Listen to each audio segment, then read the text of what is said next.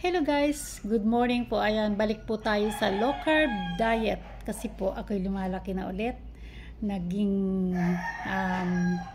tumaba po ulit ako. Ayan. Nadagdagan yung aking timbang dati. Dati kasi ko, sa 1 month ko dati, nabawasan ako ng 3 kilos. Pero ngayon, kasi nga nag-dirty low carb ako ng mga nakaraang buwan. Tapos yung ngayon pa na buwan, kasi nga nagbakasyon po ako, ayun, nagkaroon po ako ng maraming kain sa pagbabakasyon ko. Kaya ito, low carb diet po ulit tayo. Meron po tayong ito, eggplant. Ayan, meron po tayong eggplant na nilaga lang at saka nilagang egg. Meron po tayong cabbage o repolyo, nilagyan ko lang ng nilagyan ko lang ng asin at saka paminta. At ito na po yung akong salad na meron tayong ampalaya, cabbage, kamatis, sibuyas, at saka eto. Yan lang. Paminta kote at saka konting asin. Kasi nga may asin na ako dito sa ibang to. Ayan, unahin po natin ng kain itong ating gulay, or kung may prutas kayo, unahin po natin ng kain ang prutas. May ampalaya. Pero itong ampalaya, hindi naman siya masyadong para sa akin kasi nga ako ay diabetic, kumakain talaga ako ng ampalaya kahit hilaw. Ayan, ito hilaw to, hindi siya mapait para sa akin. Tinatanggap ko ang pait kasi nga ako ay diabetic. Kailangan kumain ng ganitong mga gulay. Nakakabawas din po ng sa aking blood sugar.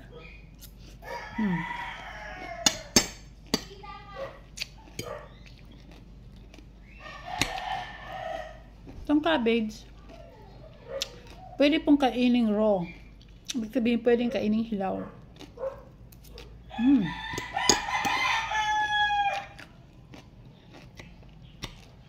Ito, binlance ko ito.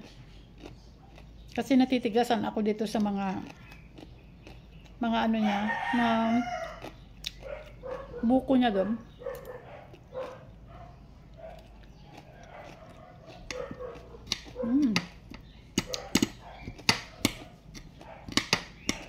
Naging dirty low carb ako ng mga nakaraang buwan. Kumakain ako ng pasta. Pero ngayon po ito, pwede po kayong hindi kumain ng pasta. Kung gusto niyo mag low carb na strict talaga, huwag po kayong kumain ng rice, pasta, ang mga breads na pwede yung wheat bread. Ayan. Hindi rin pwede yung mga white bread jam. Pero sabi nga marami yung sugar.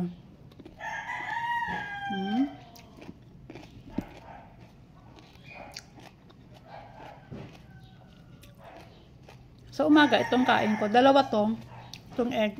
Bali, inuna ko lang kain kanina yung isa.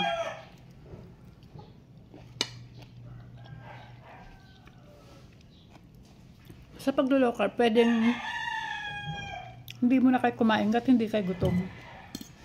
At pag kayo nagutom, pwede kayong kumain ng pwede naman kayo kumain ng paunti-unti.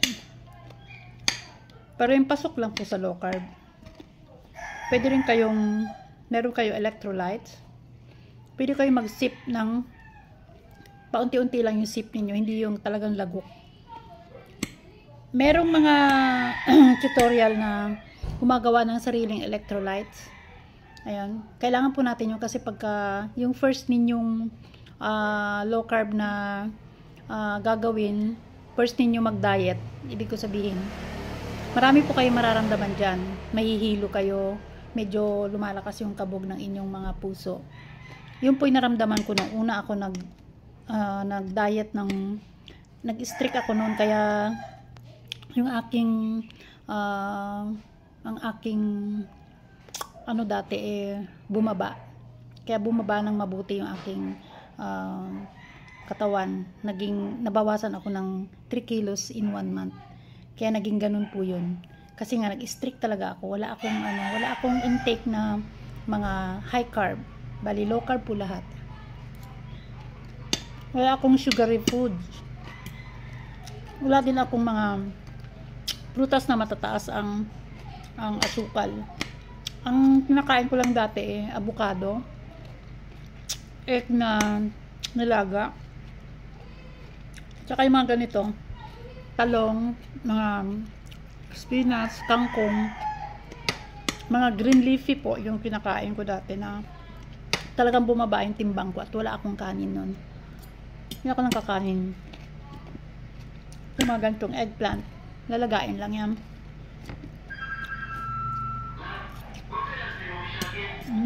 Ayan. Paganda na po sa mga sound. Medyo maingay sa labas. Hindi po natin maiwasan yan. Ano po? Maraming salamat po sa panood sa aking mga video. Hindi talaga siya hard off.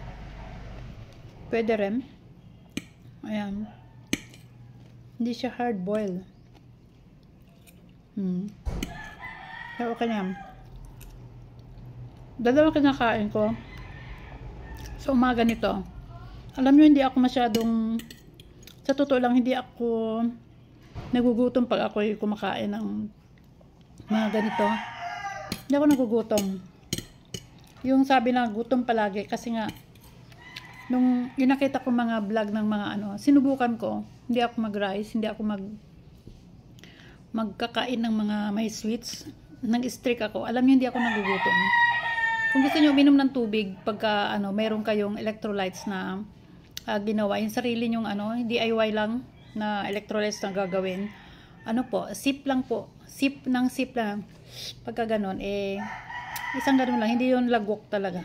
Maraming salamat po sa panonood sa aking mga video. Follow and share po kung gusto niyo aking vlog. Ayan, maraming salamat po. Ito na po muna yung aking gagawin. Magbablog na lang po muna ako ng aking